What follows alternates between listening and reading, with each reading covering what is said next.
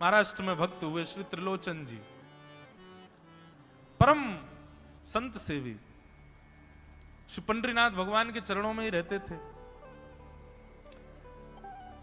पति पत्नी दोनों निवास करते थे, उनके कोई संतान नहीं थी, तो इसलिए उन्होंने जीवन भर क्या नियम अपनाया कि जो भी धन आदि उनके पास था, जो भी वैभव था, उन्होंने वो पंढरपुर आने वाले वैष्णवों की सेवा में खर्च करने का उसका मन बनाया कि यहां इतने दर्शनार्थी आते हैं, सबका भोजन प्रसादी सामग्री हमारे घर में बना करेगी।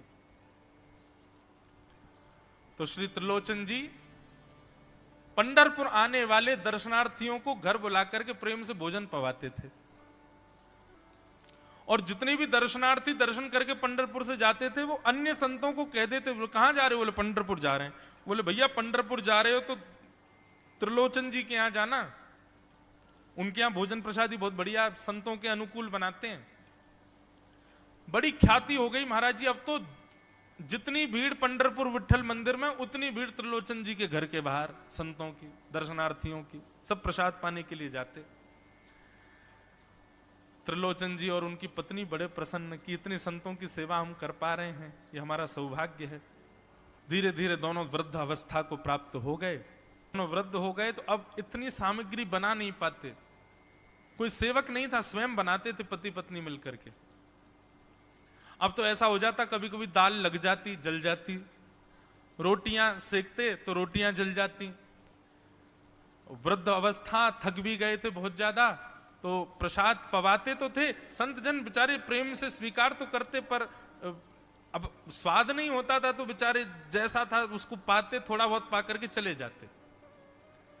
धीरे धीरे संतों का आगमन अब कम होने लगा। त्रिलोचन जी इस बात से बड़े परेशान हो गए, बोले भैया संत हमारे घर से आना बंद हो गए, हम क्या करें?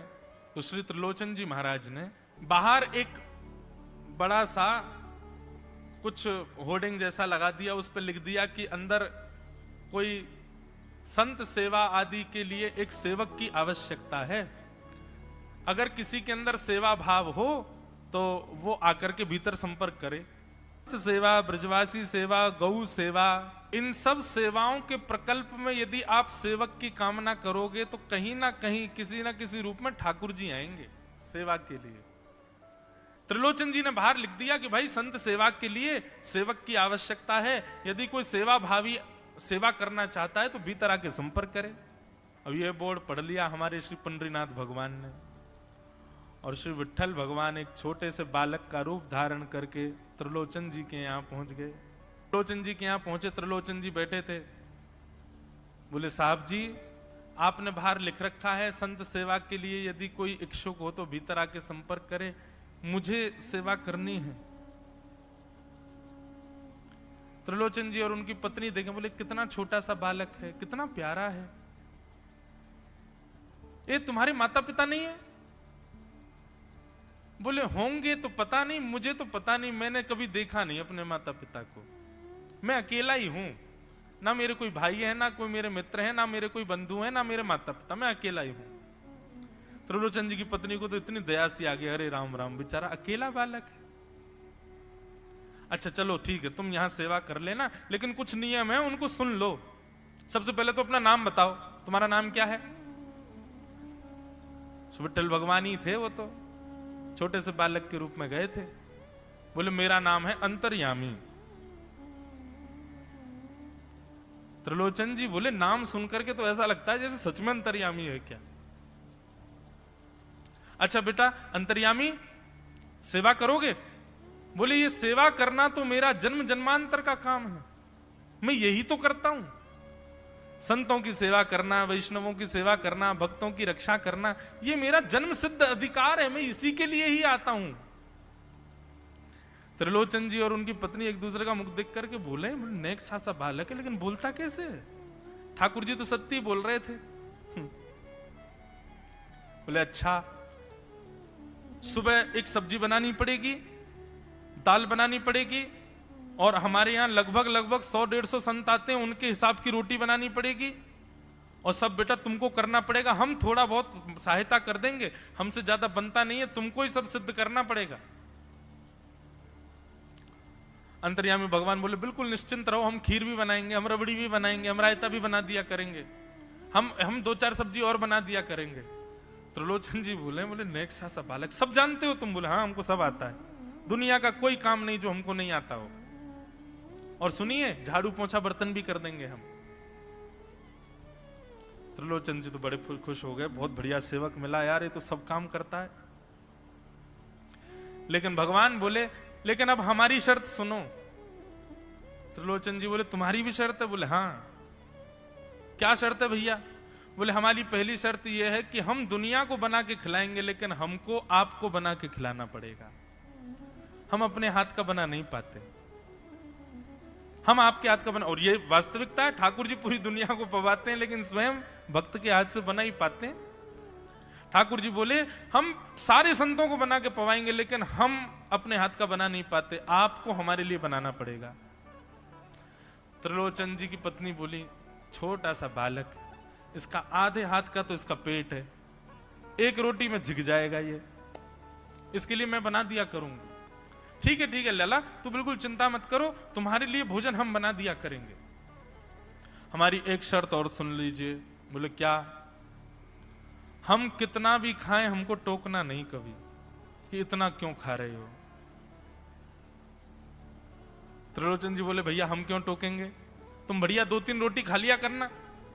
बोले 2-3 रोटी तो हमारी दाढ़ में छुप जाती है कहीं पर, हम तो प्रेम से पाते हैं। बस आप लोग ये नियम याद रखना, आप कभी ये मत कहना कि इतना क्यों खा रहे हो।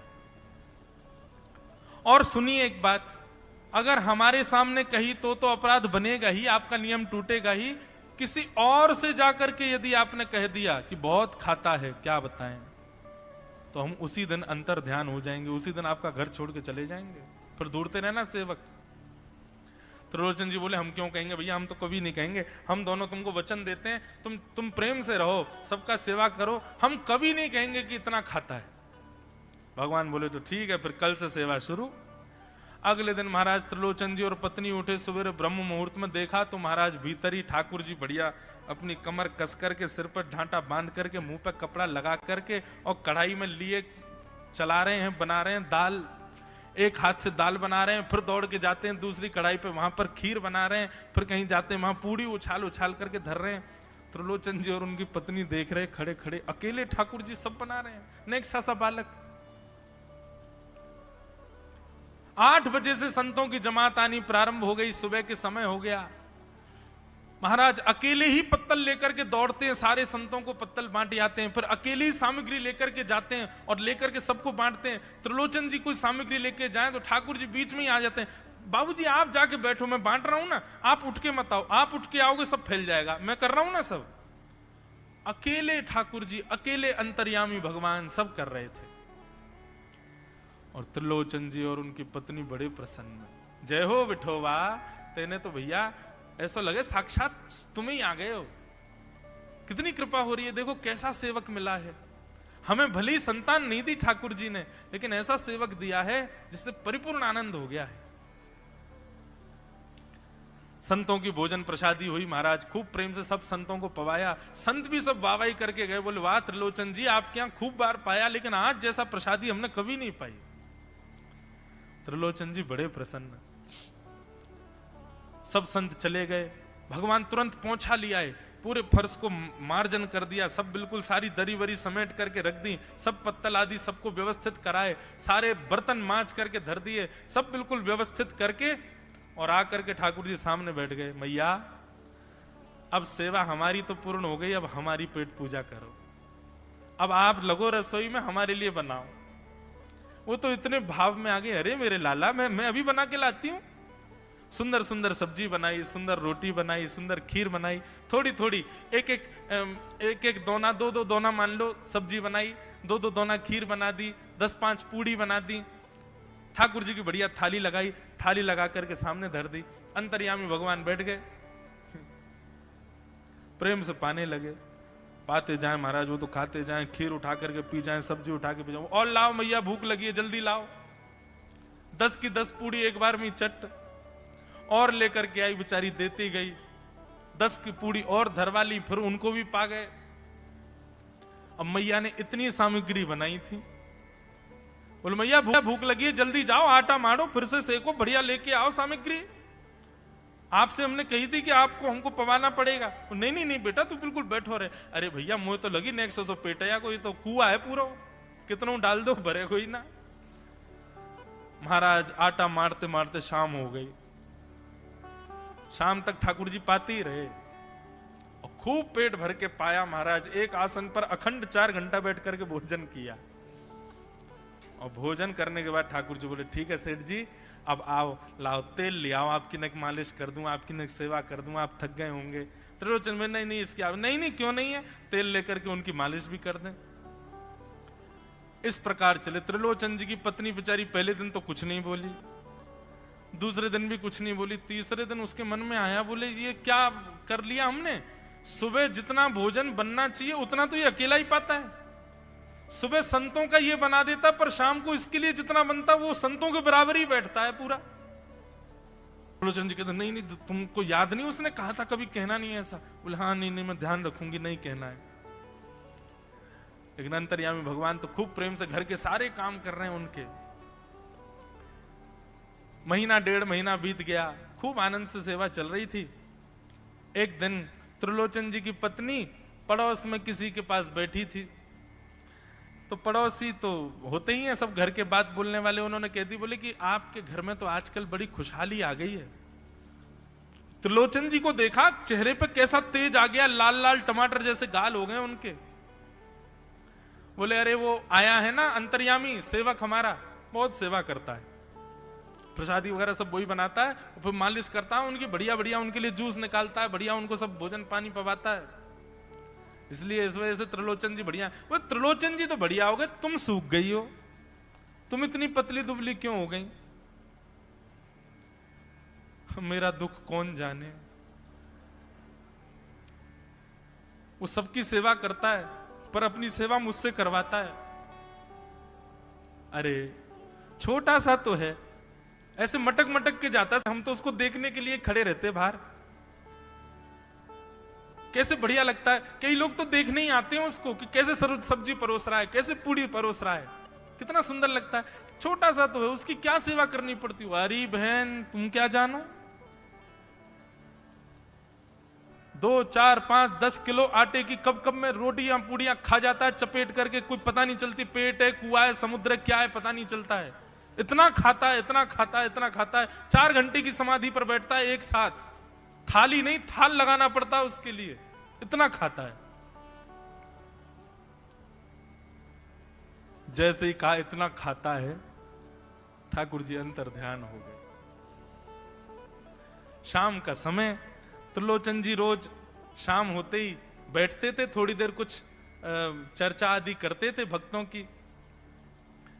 त्रिलोचन जी ने बुलाया, अंतर्यामी, ओ बेटा अंतर्यामी कहां हो, जल्दी आओ, चलो शाम हो गई है, थोड़ी देर बैठे कुछ सत्संग करें कीर्तन करें। अंतर्यामी नहीं आए,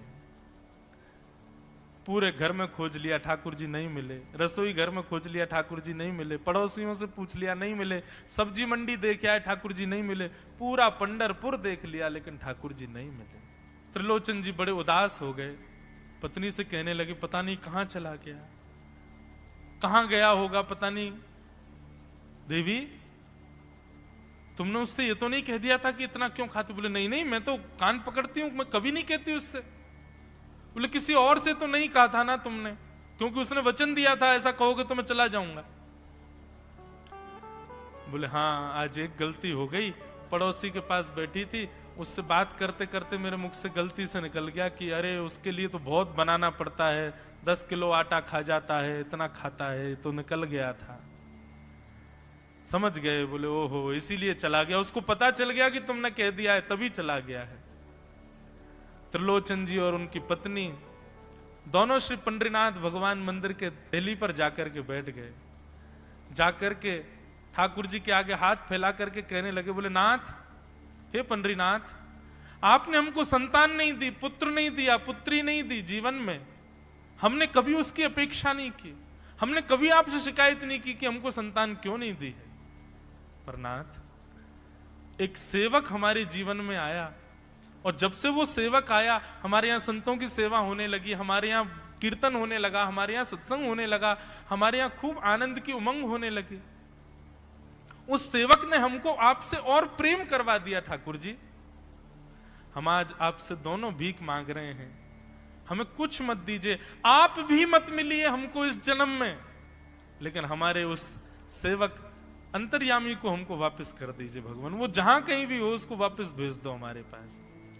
ऐसा कह करके रुदन करने लगे, नेत्रों से आंसू गिरने लगे, चरणों में प्रणाम करके श्री पंडरीनाथ भगवान को रुदन करने लगे त्रिलोचन जी और उनकी पत्नी। इतने में ही स्वर सुनाई दिया, बाबूजी। अंतर्यामी का स्वर सुनते ही पीछे मुड़ करके देखा तो पीछे तो कोई दिखा नहीं। अरे इधर देखिए, पीछे कहां देख रहे हैं? वापस से पंडरीनाथ भगवान की ओर देखा तो श्री पंडरीनाथ भगवान की जगह ही अंतर्यामी बालक खड़ा हुआ है, सामने खड़े होकर के उनको आशीष दे रहा है। त्रिलोचन जी तो भाव विह्वल हो गए, बोले कैसी कृपा नाथ आपकी। बोले आप ही थे क्या? बोले तो इतनी अच्छी संत सेवा, इतनी अच्छी खीर, इतनी अच्छी पूड़ी, इतनी अच्छी सब्जी, और आपकी जो सेवा और इतने अच्छे अच्छे सत्संग कीर्तन, ये मेरे अलावा कौन कर सकता है? संतों की सेवा तो मैं ही करता हूं ना। आपने संत सेवा के लिए सेवक मांगा था, इसलिए मैं ही आपके यहां चल करके आ गया। और श्री त्रिलोचन जी पर अद्भुत कृपा करके भगवान ने उनको कृतार्थ